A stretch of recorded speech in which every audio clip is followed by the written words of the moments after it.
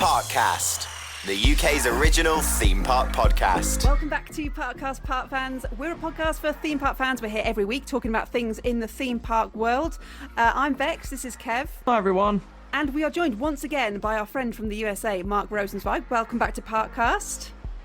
Thanks so much, Bex. Great to see you again. Well, it's great to see you, and I'm afraid I had to get you back. I mean, by popular demand or viral comments.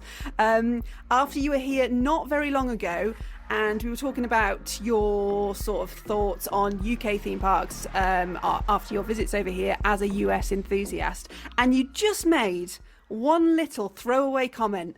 And it was here and it was gone. And then it was on the internet and it went a little bit viral. So I thought I'd bring you back to talk about it and go into a bit more detail. And your comment was that Nemesis isn't even the best inverted coaster in the UK and that it's overrated. Yes. You still stand by that statement? And I had to follow that up. Go on then. Yeah, I had to do some damage control to follow up that just because something is overrated does not mean it's not a fantastic ride. Yes. So the witch hunt was on, but I had to put that out there. So well, you say that, but actually a lot of people were totally agreeing with you. There was a lot of people in the this was on Instagram and TikTok. If you haven't seen that, you go and follow my page on there. Just search Bex Parkcast. I'll pop up. And there was a lot of people in the comments saying, "Yeah, this man's absolutely nailed on." Like, I agree 100%. And I thought it would be interesting to dig a little bit deeper into the world of inverted coasters and your opinions on them. Because am I right in saying you've ridden every operating inverted coaster in the US currently? Yeah, I would say so. And probably Canada. Not that there are that many up there, but wow. Yeah, it's the U.S. is where the inverted coaster was born in 1992, and I believe it is the country with the most operating inverted coasters as well. It's just sort of a genre that really took off here, and various manufacturers introduced product that was similar to the original B&M product, and every major park needed to have one really to stay competitive. So it was the 90s were a very exciting time, let's just say. Yeah, well, yeah, and it was such a sort of technological leap to go underneath the track. Well, we take it for granted now, don't we? Because there's so many of them. Oh. But actually, to go like from being sat on the top to underneath was like, what? That's crazy. Bex, the thing is this, today, every enthusiast has family members. As soon as there's something that goes viral about coasters, everyone in your family or your friends is sending you via text message or Facebook, whatever. Hey, did you see this? Did you see this? Well, in 1992, that didn't exist. So it was always here in America. We have the holiday weekend that kicks off the summer holidays is Memorial Day weekend. It's it always falls on the last Monday of May. So it's coming up here in a couple of weeks. And the New York Times would always put out their travel issue as part of that. And in that was a sub issue that was dedicated to what's new in the world of theme parks.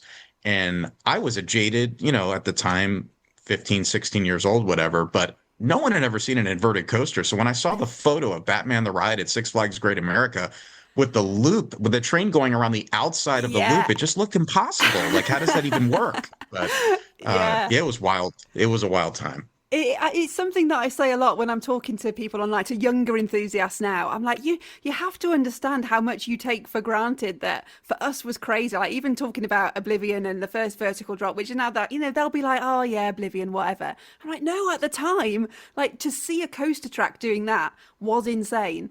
And it's the same with inverted coasters. When they first came out, it was like, wow, I didn't even know we could do that. And we had no idea what it would feel like to ride them either. It was just... Sure. It was such a leap. Like you say, you've ridden a lot of them. You've covered off them all in America, possibly Canada as well, and obviously some in Europe. So I wanted to get your thoughts on where you rate, which ones you rate, which ones we should really go and try and ride. And I know that obviously, like you say, you were there at the inception of them and how they sort of came about. Mm-hmm.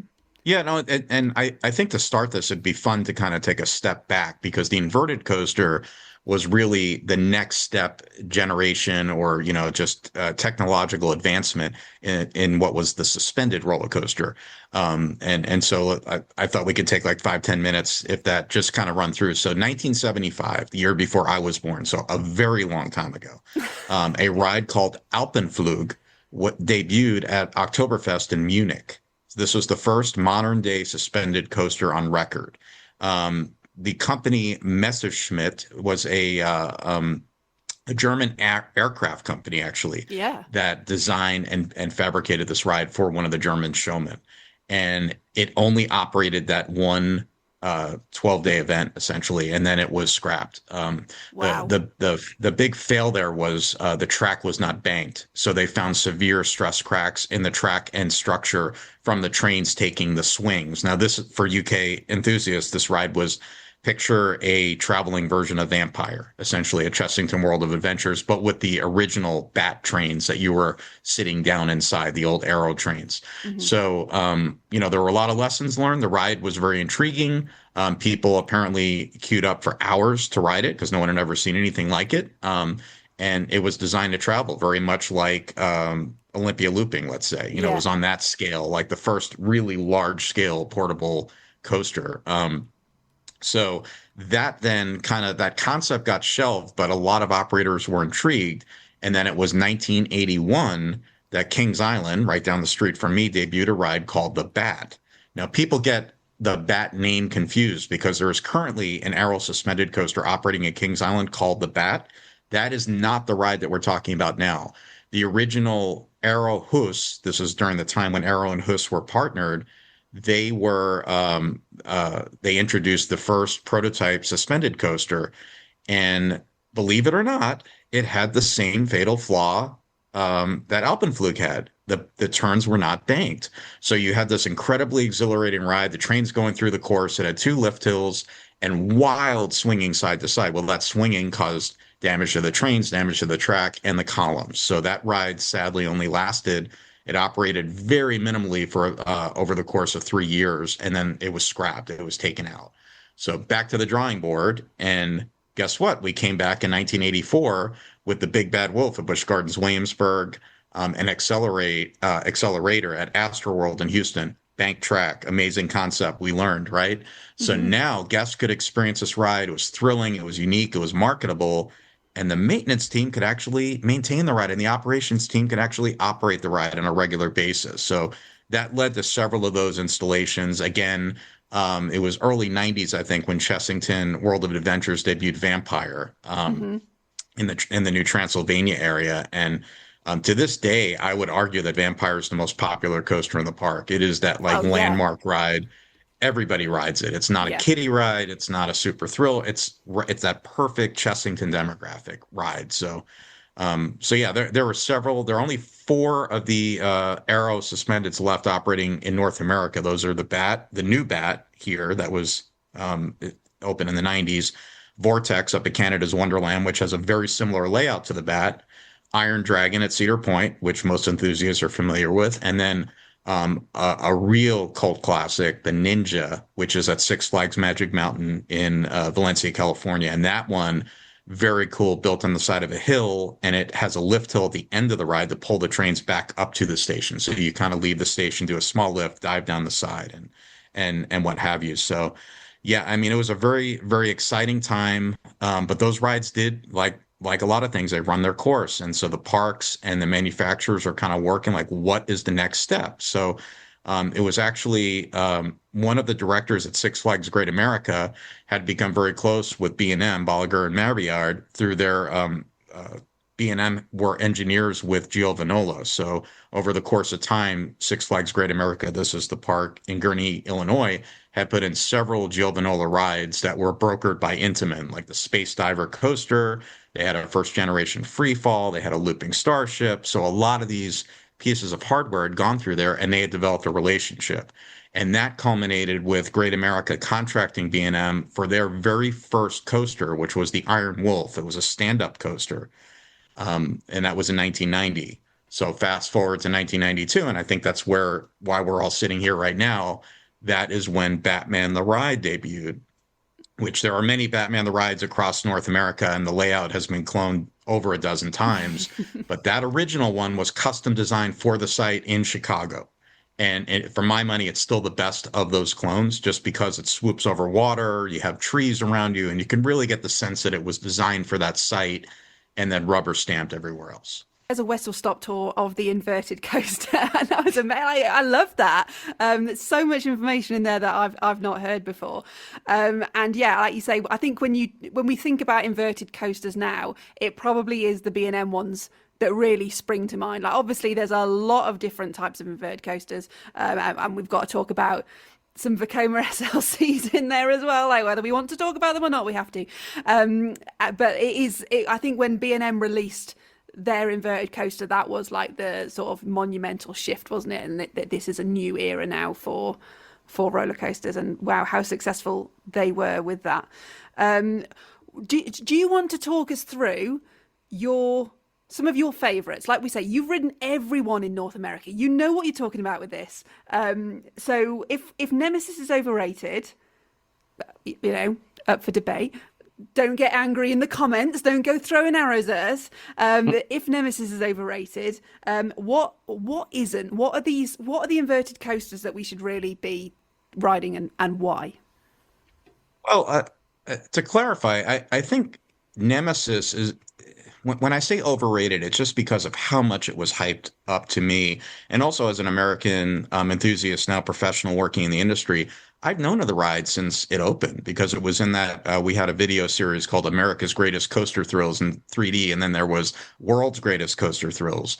And they literally sent these cheap 3D glasses, and they would show POV and there were interviews and backstory of the ride. So it was very intriguing to me, because I had just ridden, as a kid from New York City area, I had ridden my first inverted coaster in 1993, and that was Batman the Ride at Six Flags Great Adventure.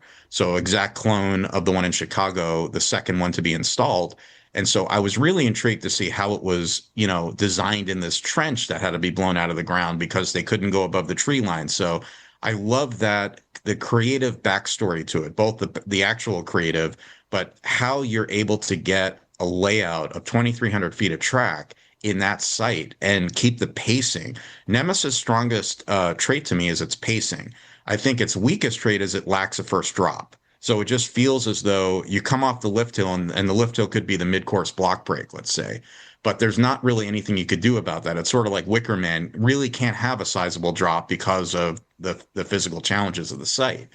But let's. Do you want me to start at like what I would call the elite, or do you want me to start at the bottom with the ones that Kev and I might walk past and not even get in the queue for? Let's start at the bottom. Let's work our way up. Let's end on a high, I think. Okay. Yeah. Well, let me give you some. I have a few honorable mentions. These are rides that I have ridden that have gone to the big inverted coaster graveyard in the sky. Oh, that's sad. I'm going to start with my all-time favorite inverted coaster, plural, could be plural, Dueling Dragons at Universal's Islands of Adventure. So this attraction opened with the park in 1999, and it was made up of two tracks, Fire and Ice. And Fire was the more intense of the two. Ice was more floaty. It had more of the standard off-the-shelf elements like a Cobra roll, vertical loop, heartline roll, flat spin. Fire had several unique elements. For one, it was one of the only inverted coasters that had an airtime hill, like a big floaty camelback that you went up over the top, while Ice navigated its heartline roll right under you. So kind of a foot chopper effect, where when the other train was right under you as you were going straight. And then it had an element called a wraparound immelman. So you went up into an immelman, and then if you picture, you dive out and continue downward in this helix that felt like it was pulling 4 to 5 Gs. It was just really, really intense, but also very smooth and great pacing. So that was a huge loss, although it's hard to say Hagrid's Magical Creatures Motorbike Adventure. I mean, that is arguably the best family coaster ever introduced in the world. So maybe a fair trade-off, probably a better fit for a Harry Potter area than a giant complex of inverted coasters. The other Volcano the Blast Coaster, King's Dominion, that's a cult classic that people from the East Coast are enthusiasts that made it to King's Dominion. I think it closed back in 2020 or 2021. I don't remember the exact year, but it opened in the late 90s. And it was, as far as I'm aware, Intamin's first full circuit launched inverted coaster. And I don't even know if there was another one, a full circuit, using magnetic launch system. You had an initial rolling launch, and then you came around this big sweeping turn into the second launch, which launched you vertically over 155 out the top of a volcano that would periodically erupt as well. So really cool. And then you did some flat spin, heartline roll type maneuvers up top the mountain before dropping back in. Very short ride, but amazingly unique and iconic for that park. And why did they get very rid of sad. that? That Yeah. sounds so much fun. Yeah, it was. I think the mountain itself may have had some issues. I don't really know the full reason as to why it was. It was relayed that it was at the end of its service life. It had operated, for 20, 25 years or so. So, it certainly wasn't due to lack of popularity. I will say that. So there was some other reason, whether it was financial or, it could have been that they just wanted to clear the site for the launched wing coaster, which exists there now. I don't know for sure, but Wicked Twister at Cedar Point. For me, I love the Intimate Impulse coasters, and this was the best of the ones that I rode because it had the twisted spike on both ends. So it didn't have the hold brake like Steel Venom at Valley Fair, but the visuals of being launched backward and then going vertical while doing like a corkscrew, looking down at the beach in Lake Erie was really a special visual. And then dishonorable, I'll call this, and I don't know how many viewers of Parkcast had the unfortunate opportunity of riding, but there was a traveling coaster called Eurostar that played. I rode it at Oktoberfest in Munich in 2003, I think it was. It was owned by Oscar Brook, who also owns Alpina. I think it's the Alpina Blitz coaster. It's a Schwarzkopf that does not have inversions on it. Great concept, in design, sort of like, hey, let's do Olympia looping, but inverted. It was just unfortunately very, very rough, very shaky, and almost impossible to ride defensively. So they had to bring the train to a dead stop on the block brakes just to, save riders from bashing their heads. And I think the ride, if I'm not mistaken, it still operates in Russia to this day. Oh, wow. I'm not sure if it's in St. Petersburg or in the Moscow area, but it is in a theme park somewhere in Russia. So it was sold there. So yeah, those are the honorable mentions. And then I don't know if I would call these the worst, but just going, starting, let's say at number 21, we'll group all the first generation Vekoma SLCs, the ones with the original track and the original trains. Sorry, Vekoma. You've come a long way. Vekoma's a very different. I mean, I'm happy to say Vekoma's a very different company today than it was in 1994, 1995. Yeah. But I on the plus side for these, a brilliant layout. They clearly. The marching order was to put the most they could on a very tight footprint, and they succeeded with that. Unfortunately, they just don't ride well. And whether it's lateral headbanging, the very bulky shoulder restraint, or the forward back, that's one thing that really hurts me is a lot through the ride. You get that leg hitting into your lower back as the train is trying to almost push and pull like a caterpillar through the layout. And it's not fluid. It's not enjoyable. It looks great from off ride. I'm sure in a pay per ride park, they probably do fine because, it draws people in. I don't know how many people ride more than once though. Well, interestingly, there's a couple of people, my husband and my friend Glenn both say that, they don't get any bother with them at all. They will ride Infusion at Blackpool Pleasure Beach all day long. And they're like, I don't know what you're talking about. When I'm like, that is the worst type of ride for me. And they don't get headbanging. They don't find them uncomfortable. They don't find them rough. And I start questioning my own sanity. So I'm very glad that you agree with me that they are definitely rough. Yeah, in American football, they have a thing called concussion protocol. Where a player has to go through before they're allowed to play again. You may want to have your husband check for that. Or wear an American helmet. You could wear a helmet. I don't know if they'll let you wear an American helmet whilst riding it. I could try that next time, maybe. I think you'd look great. You'd look so cool. Yeah. I think I would as well. American helmet. American football helmet on. It's one thing to just sit. We can knock the ride because it's not the most enjoyable, but a lot of parks have stepped up and invested in their SLCs with great success. Six Flags New England and Six Flags America, the park that just closed last year, were two of them that invested in new trains with vest restraints.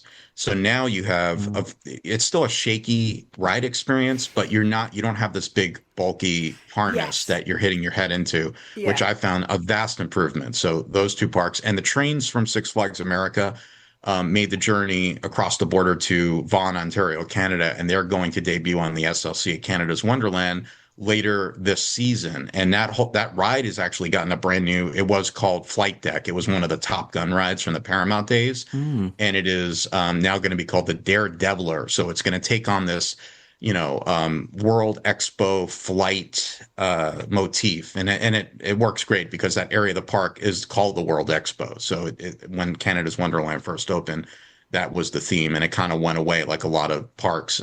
The theme kind of gets diluted over time. So I love this for them. And I think ridership is going to skyrocket as a result of this.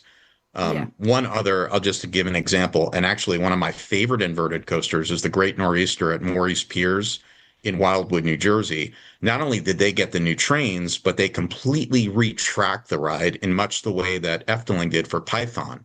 And it is an impeccable experience. So if you want to enjoy the amazing layout of an SLC and have a smooth ride, you have to travel to Wildwood, New Jersey. It's a top 5 inverted coaster in the world for me. And it's the same ride that operates at Blackpool. It's just with, better fabricated track and trains that only have vest restraints. And it's just, you get off it and you walk around, you want to ride it again and again. So it's really, it doesn't feel normal, right? It's weird, that feeling of I want to ride it again. Yeah. Because Infusion, I would imagine for most Brits is once a year, if that. Oh, so. I've literally said I'll never ride it again. But I would love to ride a smooth version of Infusion like that. Yeah. Wow, how fascinating. Amazing. And you're right, like Python at Efteling is totally smooth. So yeah, it can be done. Because there's something about sitting in 2s than 4s, I think, on these inverted coasters. There's something that's obviously gives you the different sensation of being in a pair than a 4. That gives you a bit more whip around. But yeah, if there is a smoother version, that'd be amazing. It's a long way to go, but it could be worth way. it. Well, it's a 3-hour drive from New York. So, I mean, we talked about it on the US road trip. So it's right down the Garden State Parkway. It's a pretty easy drive and impeccable vibes. If you like an energized boardwalk seaside amusement park, it's hard to beat Wildwood. Cool. Awesome. Okay. Where are we going to next? Let's move up the rankings. Mid-tier. We'll start. So those are like my 21 and 20, we'll call it. 19, I have Odyssey at Fantasy Island. So we're staying in the Vekoma. Oh, amazing. SLC. Yeah. Now mind you, this is an enigma of a ride, and it has a couple of rough spots. I noticed the one visit I had, the bottom of the first drop, and I think the exit of the big vertical loop, it bounced a little bit headache inducing, but it was smooth. I didn't really hit my head much. So I don't know what you guys think of that ride, but it's a slow lift hill. Did everyone notice how slowly that lift hill takes forever just preparing yourself mentally for the incoming migraine? I'd say it's marginally better than Infusion for me. I know it's been a few years since you rode it, Mark. I know some people do say it's a lot smooth. For me, it is marginal. I live half an hour down the road from it, and unfortunately, it's not. I prefer it than Infusion. Bex and Kev, we're at the bottom of the list, so this is the bottom. So 19 is the bottom. Yeah. We're going to go through all of these here. Let's go. Number 18. Gosh, I'm just sticking with these Vekoma rides in the UK. I have Kumali at Flamingo Land. Yeah. And this is an interesting one because it looks like an SLC. It smells like an SLC, but it doesn't quite ride like one. And I don't know why that is. It opened in the era of the first generation SLCs, but it was a custom layout at the time. And I don't know how you guys feel, but the pacing is great. The mix of elements, it feels a little bit more B&M-ish because it has the Heartline roll and the Cobra roll. And but I just found it inoffensive. I only think I rode it twice, but it wasn't It was more because they were running one train and the queue was long. It wasn't yeah, because probably. I didn't want to ride it again. So Welcome to Yeah. Flamingo Land. Yeah, maybe it's just one of those things. It's like you'd randomly get a smooth first time Vekoma. Like, we've mentioned Odyssey at Fantasy Island, and Millennium is the same. The sit down Vekoma, not being retracked or anything, it's just perfectly smooth. It's just like sometimes they just get it right. So, Yeah. okay, yeah, I'll allow it. Carry on. Okay, 17, I have Patriot at Worlds of Fun in Kansas City, Missouri. So this is a later inverted coaster. It opened in the early 2000s, and I think it was actually 2006, so a little bit later than I remember. But not a bad ride, just very, for me, uneventful, very middle of the road. Perfectly fine for a regional park for people that are probably not visiting parks outside of Kansas City unless they're in Orlando or Anaheim. Foreign versions, really kind of middle of the road. So not amazing, not terrible, just there. Speaking of which, number 16, Silver Bullet, Knott's Berry Farm, from that same era, same customer. It was Cedar Fair at the time. We're buying these for their medium-sized parks, and Silver Bullet has a little bit more interesting layout. It weaves its way around the park. It has that iconic Cobra roll right at the front entrance. Really strong finish with two back-to-back flat spins and a double helice that you struggle to like lift your legs. Like very, very strong positive G's on that. Just middle of the road. Again, nothing amazing, nothing terrible. Just it's a good ride for the park.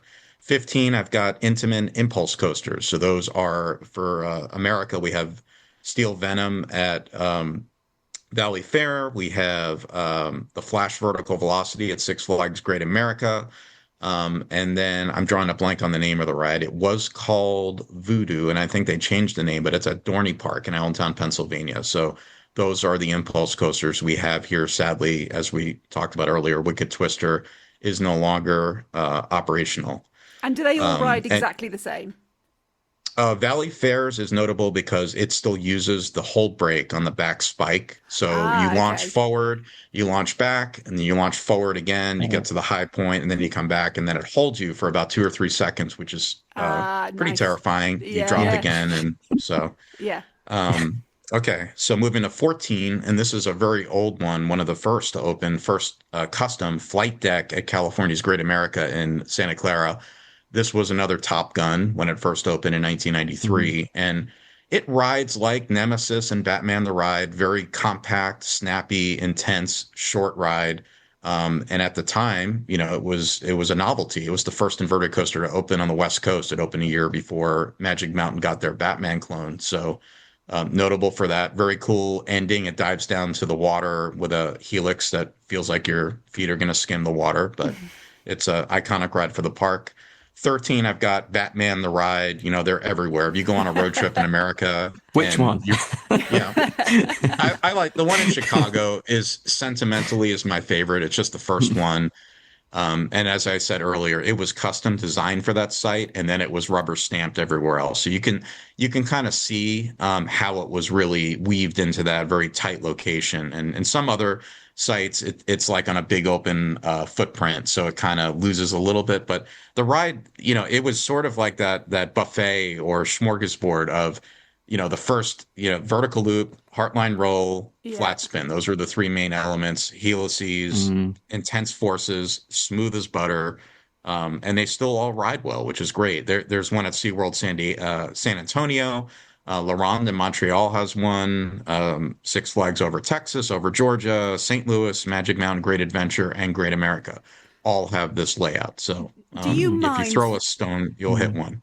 Do you mind that there are so many of them, or are you like, no, it's a great layout. Why would you not duplicate it? I think initially I didn't mind. I don't really mind because I understand the business side of it. I understand, why pay for R&D if you're in a remote market and you want this ride in your collection. It makes total sense to do a clone.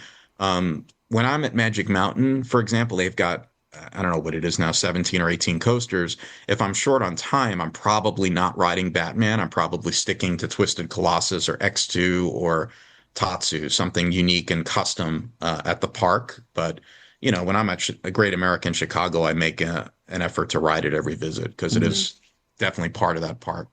Okay, where are we up to? Above number 12, I have Nemesis at Alton Towers. So Oh, this is here she this is. is number 12. This is above Batman. So it rides like a first generation B&M inverted coaster, which I love. You know, their more recent rides have gotten a little bit more open and flowy, whatever that word is I'm looking for, more of a, gradual transition. Whereas these older rides were snappy, they were intense. And the thing with Nemesis, especially if you're fortunate to ever get a night ride on it and they fill the trench with smoke, you don't know which way you're going. No. I mean, obviously the nerds are going to know every inch of the track, but my first ride on it was during a Scarefest night. I was there for work, and Wow. the maintenance director took us down to Forbidden Valley to ride Air and Nemesis, as Air was called at the time. And we couldn't get the front row.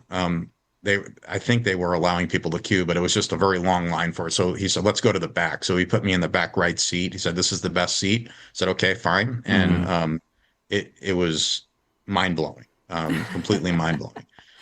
Just you couldn't see your hands in front of your face. It was just you're blowing through smoke and stuff. And again, it is the best coaster at Alton Towers. I don't think there's any question for me. And again, to put the controversy to rest, overrated does not mean bad. It just means it's positioned here, whereas it's actually here. And in the rankings of UK coasters, I have not been on Hyperia yet, but I don't know if I have another coaster above Nemesis, Inferno, and Nemesis. I think those are my two favorite coasters in the UK. And I know I'm in the minority, but I can't control. I don't know that you are. I don't know and No. I don't know that I'd actually rate Hyperia higher. Controversial. No. I mean, I guess I like Megaphobia was my number one UK coaster for a yeah. long time. We love her. But that's just because it did everything. You know, it was a nice long ride, and that's the one thing the UK lacks is long coasters. They have a lot of good coasters, but they're all like a minute long. And when you queue up, it's nice to have something a little longer. But so yeah, that's where Nemesis sits for me. What do you guys think? I mean, you've grown up with it. I may have spit out my coffee when I heard what you were saying, Mark, about at first. No, but this is the thing with roller coasters, isn't it? And rides and attractions is that I think what's unique about it is we all get something different, I think, from these coasters. So there's nothing wrong with preferring Nemesis Inferno over Nemesis. I think it's because back in the 90s, if you grew up in the 90s, you went on Nemesis. That was, apart from Vampire, there really wasn't anything else like it. It was so intense. It was just so thrilling that it was your top, probably. Sure. So whenever any other coaster, that when Oblivion opened at Alton Towers, you had Colossus open at Thorpe Park, and Air then opened. All these coasters kept opening, but there was nothing that ever felt like it could kind of compete with it. Yeah, I still think if you asked any non-enthusiast in the UK to name a roller coaster, they'd say Nemesis. If you like, just ask and it goes back to, it goes back to rides sometimes become less of a ride itself and more of a rite of passage. They become ingrained in the local culture. Here in Cincinnati, the Beast is the ride. It's the ride that everyone measures everything else against, because that's the ride my grandfather rode, and then I rode with my mom, and then I rode, and I think a lot of that then enthusiasts from abroad come over and they ride it and say it wasn't that great. It's a lot of flat track. There are trim brakes and but like you're saying, Kev, everyone has their own. Part of it is sentimentality, a big part of it, because you grow up with it, and that's part of your childhood. It's part of who you are.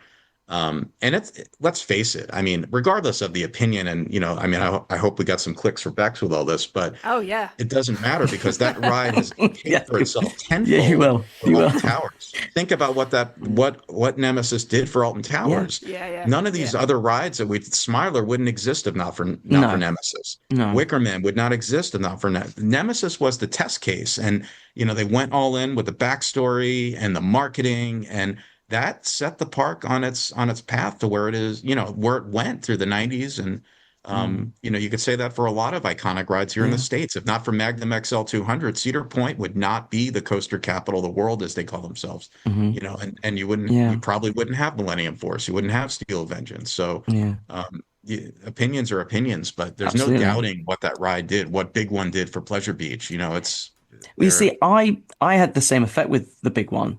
I wasn't disappointed, but I think because it was the tallest, it was this and that, it had that same impact on me going to Blackpool. I enjoyed it, but it wasn't like oh wow, that was the best ride I've ever been on. But I think Nemesis Inferno has a really nice layout. Like it has a really interesting layout. I just find it a bit short. But like you said, most UK coasters are short. So, Well, you know, and I think if you did a side by side Nemesis and Inferno, they're probably the same length. It just mentally you think it's short, but if you add in the pre-lift section and station to station ride time, they're both probably right at 90 seconds. Yeah. When it's all said and done, and that's I put Nemesis Inferno right above Nemesis at number 11. What I love about it is I love the state, for a small ride, they went in small. It's the shortest, I think, height inverted coaster that I can think of, outside of Nemesis itself, because that uses a train. I love the pre-lift section. I love how the station's elevated and you duck down under the station. And next time you guys ride it, I mean, just kind of like the pacing is impeccable. It is, and it's so smooth. Nemesis, as it was getting up there in age, had started to get a little rougher. And I have not been on Nemesis. What is it called now? Reborn. Reborn. Reborn. But I've heard mixed reviews that, depending on the day or the seat or which way the wind's blowing or what you had for lunch, it vibrates or something. I don't know. Kev, you could probably speak to that, but It, I don't know what B&M have done to it, but it does rattle. There's a few seats, depending on where you sat. It does have a bit of a jolt to it, which it didn't before. See, I hear people say this, but I have never had a bad ride on it as Reborn. I think they saved Not it, a bad ride, but, yeah. but you can hear it. I think it's on the wheels. Anytime it's on its side, it creates like a Yeah. like that. I see. I would take that over what it became at the end, where it was almost becoming infusion painful. Or when you did the I'll zero take the G rattle. roll, Yeah. you were Yeah. doing this. Oh yeah. So give me the rattle. I've still got the ride. I bet. Yeah. Okay. Yeah. I know a lot of people. So shouldn't. it's a very straightforward layout. It's not as unique as Nemesis. It has the loop, it has the heart line, and then I think it's the only inverted coaster with interlocking flat spins like that. It's sort of like Kumba at Busch Gardens Tampa, Yeah, but that's right. the other way. And it just doesn't let up. It's just really, for me, it's just very satisfying. And um, again, I'm sure. I feel like Hyperia probably is the best ride in the park now. When I get back there, I'll find out. But for my money, that was my favorite ride at Thorpe. Yeah. And it wasn't really close. And all the attention was going to the wing coaster and was going to stealth. And I was just riding Inferno over and over. It was just great. And again, it's the anticipation. I went into it not expecting, and I got it. And Nemesis was the opposite. So they're both great rides. They're both right there. The UK is very lucky to have both of them. We'll just let's leave it at that. Be friends, hold Put hands, your and skip down the path. pitchforks down. Yeah. Yeah, exactly. Exactly. Okay, so now we are at number 10. So top 10 in my Ooh, list. here Great we go. Bear at Hershey Park. This is another story along the lines of Nemesis. A very unique site, a lot of challenges with regard to where to put footings and pilings and where they could not. If you're not familiar with Hershey Park, Spring Creek goes right through the center of the park. If you look at it on Google Maps, you could see it. They're not able to put foundations in Spring Creek. So they have these very quirky cantilevered structural pieces that suspend track as it swoops over the water. And this ride, you leave the station, you're up on the top of a hill, and you take a high helix, and then you dive down into the vertical loop, Immelman, Heartline roll. It's really an inverted coaster along the lines of Icon at Pleasure Beach, where it interacts with so many other rides. And for a 4-across coaster, it's just really for my money, no one talks about this, one of B&M's crowning engineering achievements. The way that they were able to make this ride work in the location at Hershey Park where it went, high capacity, reliable. And I would say it's a top 3 fan favorite at the park. Every time I'm there, it has a long queue. It runs 2 trains, and it's really become one of the flagship rides there, I would say. Number 9 down the road here, Banshee at Kings Island. Kings Island likes long coasters, so this is the world's longest inverted coaster. It's over 4,000 foot in length. It has 1 block from the top of the lift to the brake, so there's no mid-course, and it packs all 7 inversions in that 1 block. Wow. Wow. the inversions are big and sweepy. They're not snappy at all. So it's sort of the antithesis of Nemesis. This is a ride that you feel the speed, you feel the positive forces for long periods of time. And the lift hill is 167 foot, but I believe the change in elevation of the ride is closer to 190 foot. And the fastest speed is experienced at the bottom of the Immelman, which happens almost halfway through the ride. So you start off and you're kind of going through inversions, going down the hill, and it really, it's a satisfying ride. You feel like after you've done it, okay. And it has unique trains, 4 across with vest restraints. It's the only inverted coaster to run these trains. It's almost a hybrid design of a wing coaster train with a classic inverted coaster train. So high capacity 3-train ride, and it's done very well for Kings Island. It opened back in 2014. Right above that, I have Alpengeist at Busch Gardens Williamsburg. This is another cult favorite, and another ride that rides the terrain well. And I will say this, it's one of the best themed inverted coasters in the world. For one, it's in one of the German hamlets in the park. Busch Williamsburg is the old Europe theme, so they're different countries, almost like Europa Park. And so the whole area around the station is like a chalet ski village.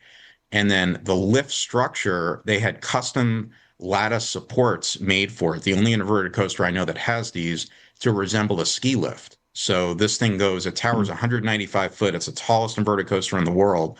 And it has a very unique drop where it actually spirals 270 degrees as you're dropping. And one of the opening, the first half is just so powerful. Like that you could feel your blood going to your feet. The Cobra Roll has extreme snap in it, like a very snappy Cobra Roll. And the end of the ride is a little slower. The mid-course does trim some speed off, but you still have a Heartline roll and a flat spin. And there's some faux rock work with snow, so it makes you feel as though you're basically on like a runaway ski lift, essentially, being chased by the mountain ghost, which That's is so cool. Alpengeist. It's definitely it a is a very cool ride. Yeah. Yes, yeah. And Busch Williamsburg is one of those parks. It doesn't necessarily have like a standout elite coaster, so I would say Alpengeist is certainly up there with you could argue is the best coaster in the park. Number 7, this is another, I would say this is the Nemesis Inferno of America, Talon at Dorney Park. No one talks about this ride. Dorney is a great regional park. It's in Allentown, PA, about maybe 100 miles west of New York City. And it sits right at the front gate. It very much was designed to be that park's Raptor. The way the front gate was designed, the main midway, the carousel building, and then the big inverted coaster behind it that runs the length of the midway. Impeccably smooth, great pacing, airtime. There's one mid-course drop that you actually get float out of your seat. And just, again, a ride no one talks about. But if you get to Dorney, you'll find out it is an elite inverted coaster. Number 6, and this was Bex's favorite name, I think, Afterburn at Carowinds. Yes, I've got it on my list. Yes. Well, I made a list earlier, and I was hoping you'd mention it. This is another one of the former Top Gun coasters. This was called Top Gun the Jet Coaster when it opened in 1999 at Carowinds, then Paramount's Carowinds. And very much I call it Baby Montu. It's still over 120 feet tall, so it's not a baby ride by any stretch, but its opening sequence very much follows that of Montu. You have the curved drop, you have the vertical loop, Immelman, Heartline roll into a Batwing. And the cool thing here is the Batwing actually ducks into an underground tunnel that goes under the plaza for the park's south gate. So if you're not familiar with Carowinds, it has the state line of North and South Carolina goes right through the middle of the park. So the North Carolina gate, which is the main gate, that's where Fury 325 crosses over. And then you have the South gate, which is down by Afterburn, which on very busy days, they open that as well. It's for guest flow. So it's a very cool visual having the coaster duck right underneath the entry plaza. Yeah. So it integrates well with the area, and it really is just one of the best inverted coasters. I just wish they called it Afterburner, not Afterburn. I don't know, Afterburn feels like a weird name. Remember at Christmas we did a quiz about cocktail or coaster? Yes. This would definitely go in cocktail or coaster, wouldn't it? Yeah, well, I tell you what, we'll say that now. In the Christmas quiz this year, we'll stick it in and we'll see if whoever is taking part was listening. Yes. There you go. Okay. I'm going to join this year, I think. I'm going to invite myself. Definitely. And I'm going to come Definitely. with questions, and we have to call it the Hanukkah coaster quiz, but that's okay. We'll figure that out. Okay, we'll sort it out closer to the time. Awesome. All right, top five. We'll go through this quick. Number five, we already talked about this. We can go through it. Great Nor'easter at Maurice Piers. It's the SLC that you're going to want to ride all day. Glass smooth, powerful, comfortable trains, amazing setting. When you crest the lift hill, it's big one at Blackpool. You're looking at the ocean, you dive to the right. So, and you're right on the beach. That same amazing visual. And it wraps around water slides. It's built over a lazy river. So just it's peak summertime, everything. It's amazing. You have to get to Wildwood. Number four, Raptor at Cedar Point. This is the ride that shares a birth year with Nemesis, 1994. It was B&M's first large-scale custom inverted coaster, 6 inversions. It's got all of the elements that the Batman clones have. It adds in, let me think, it has 2 flat spins. It was the first with the Cobra roll. That's what it was. And it's built right up on Cedar Point's main midway. It is one of the earlier, louder B&M coasters with the hollow pipe, so you really hear it roaring through the whole park. Yeah. And so just a great ride, iconic ride for the park. And it was, really for so many years, it was the park's most popular coaster. I think right up those 6 years until Millennium Force debuted. It was the flagship at the park. The color scheme on it, I think, is great as well. Yeah. That like hot pink and the hot gray. It's not a scheme that I can't think of another coaster that uses it actually. It's very 90s. It's very early 90s. That's why we love it. Yeah, that exactly. There you go. It's showing our age. All right. Yeah. My number three, this is another sleeper inverted coaster that I'm not sure how many have gotten to. Catone at Mirabilandia, which is in Rimini, Italy on the East Coast. This ride doesn't make any sense, why it was placed at this park. To me, it's a resort park, so it's a park that's going to do great as long as the weather's great and the local resort hotels are full. This was their Y2K ride, and it is, when I say mammoth, I mean it's got to be close in height to Alpengeist and Banshee. It towers over every other coaster in the park. It's, I believe, 6 inversions, if I'm not mistaken, but it has that same mix, the big vertical loop, heartline roll, cobra roll, amazing pacing, glass smooth. Now it's been over 15 years since I've been there, but I remember it really standing out to me as being a world-class coaster. So I don't know how many of your listeners have been down to that park. It's not the easiest to get to because it's almost 1/3 of the way down the east coast of Italy. It's Gardaland is far easier to get to, I think. Yeah. So, okay, top two. Here we go. Hint, they're both Egyptian themed. They both have the same motif, the same color scheme. Here we go. So number two, I've got Montu at Busch Gardens, Tampa Bay. Oh, it's number 2. Okay, yeah, I thought you were going interesting. to put that number 1. Yeah. This is just a landmark ride. Opened just after, if it was kind of B&M's follow-up to Raptor and the inverted coaster, the large-scale rides. It came between Raptor and Alpengeist. Just something about it. It rides its terrain. It's got amazing pacing. It was the first inverted coaster to introduce the Batwing, which is insanely exhilarating. When I say like just the snap on it and the positive G's you get, just an amazing, amazing coaster. And it's re-rideable. It doesn't beat you up. It's smooth.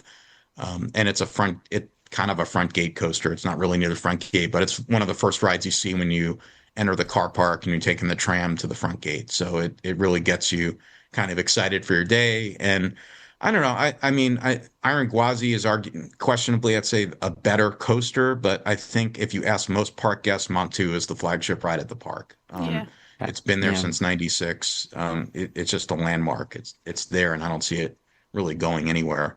No. And then number 1, Xyrus at Park Asterix. Yes. Really? Awesome. That's awesome. Okay. Sorry. That's your I got number really 1. excited. Wow. It's so good. Sorry. It is. That's not what I was expecting. I was not expecting you to say it. I was just so excited. The thing is, that you said again, that. the anticipation, right? So I visited Park Asterix for the first time in 2019 when IAPA was holding their Europe Expo in Paris. So we got into town a day early, and fortunately, it's very easy to get to from Charles de Gaulle Airport. So we spent the day there, and this is before Tutatis opened, so that wasn't an option. But I kind of knew about all the coasters there. But Osiris to me, I was like, okay, yeah, we'll get to it. It's just another inverted coaster. I figured nothing could be further from the truth. Such a unique ride. For one, like Banshee and Monster at Grunelund, it doesn't have the pre-dip off the drop. You just go right into the drop. So the back of the train, you get completely whipped down. And the mix of elements is very unorthodox. It doesn't really follow any of the trends of former rides. It was clearly strategically designed by the park representatives and B&M to really take full advantage of the site. It dives down under that water feature in the plaza. It just feels like it goes on forever, and it's smooth and it keeps its pacing. And I love, like Banshee, that it can run 3 trains without a mid-course block, so you don't lose that pacing. You're just going through it. It was the ride that I was drawn back to more than any other coast. And this is a great park, great operations, great mix of rides. I think Osiris is their crown jewel, the best and the best coaster in their collection. Of course, the Intamin multi-launch wasn't there yet, but either way, I was really blown away by it, and happy to say that is my top-ranked inverted coaster. That's wow. amazing. And That's so amazing. Kev, you love that. So Yeah. where do you rank? Do you rank that above Nemesis? I would say so, yeah. Simply because, like what Mark is saying, it just so happens you can get to Park Asterix quite easy. If you're going to Disneyland Paris, we always drive to Disneyland Paris, but you always drive past it, so it's just perfect for going for a day. But yes, I would absolutely agree. Just the layout is so different. I mean, Nemesis is unique because of the terrain, so you get that kind of feel of impact as you're flying around, but you feel that openness as you're going over everything. But yes, I would say it's definitely like it's a must visit park. I think people don't think that because you think Paris, you go Disneyland. Yeah. I think really people should make a trip. There's an amazing wooden coaster there as well. So Yeah. I just wasn't expecting you to say that. You were taken aback. You were speechless. I was thinking you were going to Phantasialand. That mama. I have not been there yet, believe it or not. That's where I thought you were going. Mark. I Well, thought you were we- going we've- to Black Mamba, Bex. I was thinking that's where you would put it, wouldn't you? Black Mamba and Nemesis are very close. I mean, obviously, I've not ridden all these coasters in America that Mark has. So for the ones that I've ridden, I would have always said Nemesis was higher. Now I've ridden Black Mamba more, and it's a lot more. It's a lot more grey for me, I'll be honest. So actually, Mark, you really have to go to Phantasialand, and tell me when you're going because I'm coming with you, and we'll go and ride Black Mamba, and I want to know where it slots into these rankings. That'd be quite interesting. Definitely. Yeah, it was unfortunate. We had that trip to the Netherlands back and Paris back a few years ago, and I didn't realize how close Phantasialand is to Efteling. It's only about 2 hours or so. Yeah, But we had to get back to Amsterdam. So I did another instead of only having one day at Efteling, we did 2 full days at Efteling. This was our first time. So I Yeah. think that was justified. I think so. It's the Okay. one B&M inverter that I'm desperate to get to is to Phantasialand. So It's I mean it's a great ride. It's got a great station. Much underrated. There's an underrated one, I think. Although now I've just told you, we've said it's good. So now are we? Oh, no. overrating Already it? overhyped I don't know. it, so yeah, it's exactly. okay. No, it's rubbish. It's all right. You won't enjoy it. it's okay. It's number 22. It's all right if you like inverted coasters with intent with great theming around it. Yeah.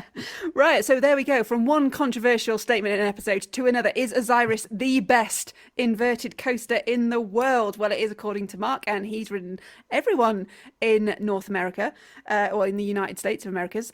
Well, we think Canada as well, don't we? So we'll. Yeah, I mean, it's just Vampire at La Ronde and Daredeviler at Canada's Wonderland. I don't think there are any others that come to mind. So That is a mind-boggling fact, by the way. That's a lot of roller coasters and a lot of parks have got. Like, it does blow my mind when I think about how you get around and You everything. need to write a you've been book, on. Mark. You need to write like Mark's Yes. diaries of like around the world roller coasting. You know, Yeah. that's what you maybe need I to do. should start a podcast. I don't know. Hey, we don't need any more competition. Well, we can. Yeah, we'll be partners, Bex. It'll be great. Let's do it. Well, look, if you've got any opinions on today's episode, I know you're going to. Let's be honest, you lot, you've always got an opinion. Let us know. I mean, if you've got any thoughts on any of these rankings, if you've ridden some of these ones in the US and you agree, you disagree, we always love to hear from you. So you can get in touch, leave us a comment if you're listening to this, or get in touch on the social media. You can find me on Instagram and TikTok. Just search Beck's Parkcast. And I'd love to know what you have to say.